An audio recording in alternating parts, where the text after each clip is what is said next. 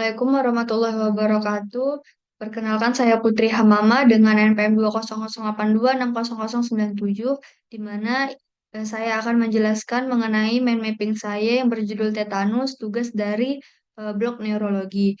Nah, yang pertama itu saya akan menjelaskan mengenai definisi, di mana definisi dari tetanus itu adalah eh, infeksi yang ditandai dengan keadaan hipertonus menyeluruh yang bermanifestasi dalam bentuk kejang otot. Lalu penyakit ini itu biasanya paling sering terjadi pada mereka yang tidak divaksinisasi atau pada orang tua yang mengalami kekebalan tubuh menurun. Dan biasanya eh, kejang akibat tetanus ini berlangsung selama beberapa menit sampai beberapa minggu dengan kejang yang dimulai dari pada bagian wajah hingga kemudian turun ke seluruh tubuh. Lalu masuk ke etiologi dan faktor resiko, di mana etiologinya itu karena bakteri Clostridium tetani. Nah, di mana bakteri anak ini adalah bakteri gram positif. Nah, biasanya ditemukan di tanah, di debu, ataupun kotoran hewan.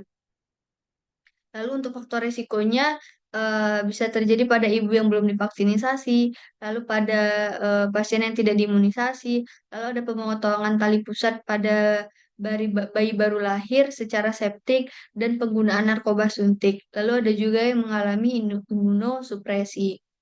Lalu untuk tanda gejalanya, yang pertama itu ada Rhizus sardonicus, di mana eh, wajah seperti meringis pada ekspresi si pasien yang bisa kita kita lihat pada gambar di samping. Lalu ada trismus, di mana biasanya trismus ini adalah gejala pertama yang muncul jika terkena jika terinfeksi tetanus. Yang bisa kita lihat pada gambar. Lalu ada opis totonus, di mana kejangnya seperti melengkungkan bagian punggung yang dapat biasanya menyebabkan gangguan pada pernapasan. Lalu ada apni, di mana biasanya muncul eh, ketika tingkat tetanus itu sudah berat. Lalu ada patofisiologi, di mana Clostridium tetani ini mengeluarkan racun tetanospasmin dan tetanolisin, di mana akan menyebabkan kejang tetanik yang khas, yaitu kontraksi umum, otot agonis dan antagonis. Nah, secara khususnya itu tetanospasmin itu akan mempengaruhi interaksi ujung motorik saraf dan otot yang menyebabkan sindrom klinis berupa kekakuan, kejang otot, dan bahkan ketidakstabilan otonom. Selanjutnya itu ia di endositosis yang diangkut secara retrograd dalam akson saraf tepi ke interneuron penghambat dalam sistem saraf pusat. Di mana dalam sistem saraf pusat itu nanti tetanospasmin itu akan menghambat pelepasan neurotransmitter asam gamma aminobutirat atau biasa disebut dengan gamma dan lisin dari interneuron penghambat dalam sumsum tulang belakang dan bagian otak dan batang otak. Nah, selain itu ia akan menghambat eh, pelepasan neurotransmitter penghambat dalam sistem saraf simpatik. Nah, tidak adanya sinyal itu akan menghambat memungkinkan neurotransmitter eksitatori untuk bertindak tidak terkendali yang mengakibatkan kejang otot dan aktivitas hipersimpatis. Lalu pada klasifikasinya itu ada tetanus umum, di mana penyakit ini yang paling umum. Nah, biasanya dimulai dengan adanya trismus, seperti rahang terkunci dan kekakuan otot atau Rhizus sardonicus, dan diikuti biasanya kontraksi otot. Lalu ada tetanus lokal, di mana pada bagian ekstremitas itu tempat cedera awal yang terjadi. Lalu ada tetanus sefalik, di mana ditandai dengan disfungsi saraf kranial yang berpotensi itu menyerupai seperti gejala pada stroke.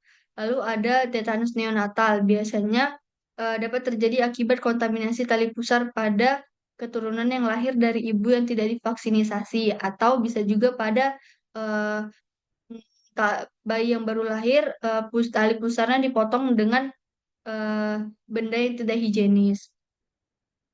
Lalu ada tingkat keparahan, di mana yang pertama itu ada mild, di mana mild ini inklusinya minimal 2 minggu dan dijumpai adanya trismus ringan dan pemulihannya itu bertahap dalam waktu 2 sampai 4 minggu.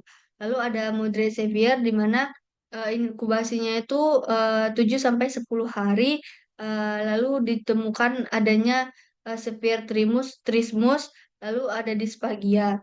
Lalu untuk severe dia dijumpai inkubasinya itu singkat, di bawah jangka waktu 72 jam, dan biasanya dijumpai kekakuan perut seperti papan, lalu adanya dijumpai dyspnea. Untuk diagnosisnya, menurut WHO, tetanus itu bisa didiagnosis sesuai dengan gejala klinisnya. Jika ditemukan ada satu gejala di antara gejala yang lain, diagnosanya sudah bisa ditegakkan, seperti menemukan kultur luka yang positif, lalu ada trismus, atau bisa ditemukan rhesus sardonicus, lalu ada nyeri pada saat kontraksi otot. Nah, biasanya paling sering itu ditemukan adanya luka-luka seperti tertusuk paku dan timbullah gejala trismus. Untuk periode inkubasinya biasanya 4 sampai 14 hari dan pada pasien dengan gejala yang timbul dalam 1 minggu itu biasanya prognosisnya itu buruk. Lalu untuk diagnosis bandingnya itu ada stroke, ada rabies, ada kejang umum, ada meningitis. Lalu untuk prognosis dan komplikasi. Pada prognosis itu setelah tetanus itu bergantung pada waktu prognosis tetanus ini bergantung pada waktu timbulnya gejala ataupun masa inkubasinya, di mana biasanya orang yang menderita tetanus lokal itu memiliki tingkat kematian dan morbiditas yang rendah. Untuk komplikasinya bisa terjadi obstruksi jalan napas, ada aspirasi, lalu fraktur pada tulang belakang, lalu ada kelumpuhan saraf dan rhabdomyolysis. Untuk pencegahan dan edukasi, bisa dipastikan bahwa masyarakat itu pen- memastikan penerimaan dan ketersediaan vaksin toksoid tetanus secara luas. Lalu bisa memberikan informasi kepada masyarakat bahwa eh, pentingnya mematuhi jadwal vaksin penguat toksoid tetanus dan mencari pertolongan medis jika pa- pada masyarakat yang mengalami luka yang rentan terhadap tetanus.